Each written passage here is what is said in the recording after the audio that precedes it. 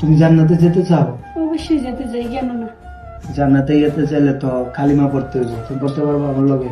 তাহলে বলো, লা ইলাহা লা ইলাহা ইল্লাল্লাহ ইল্লাল্লাহ মুহাম্মাদুর মুহাম্মদ রাসূলুল্লাহ। রাসূলুল্লাহ। আমিন।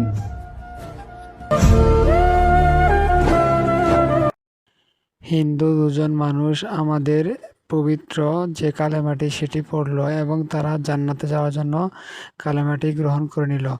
এখন আপনারা বলেন, তাদের কি এইভাবে কালেমা গ্রহণ করাটা ঠিক হয়েছে কিনা? আর অবশ্যই কমেন্টে জানাবেন। ভিডিওটি প্রচুর পরিমাণে শেয়ার করে দেন। ভিডিওটা প্রচুর মানে শেয়ার চাই, শেয়ার করে সবাইকে দেখানোর সুযোগ করে দিবেন। তুমি জান্নাতে যেতে চাও? অবশ্যই যেতে চাই, কেন না। জান্নাতে যেতে চাইলে তো কালিমা পড়তে হইব। তুমি পড়তে পারবো আমার লগে? তাহলে বলো, লা ইলাহা লা ইলাহা ইল্লাল্লাহ ইল্লাল্লাহ মুহাম্মাদুর মুহাম্মদ রাসূলুল্লাহ। রাসূলুল্লাহ। আমিন।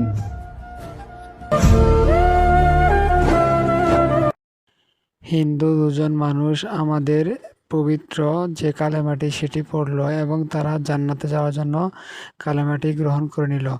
এখন আপনারা বলেন, তাদের কি এইভাবে কালেমা গ্রহণ করাটা ঠিক হয়েছে কিনা? আর অবশ্যই কমেন্টে জানাবেন। ভিডিওটি প্রচুর পরিমাণে শেয়ার করে দেন। ভিডিওটা প্রচুর মানে শেয়ার চাই, শেয়ার করে সবাইকে দেখানোর সুযোগ করে দিবেন।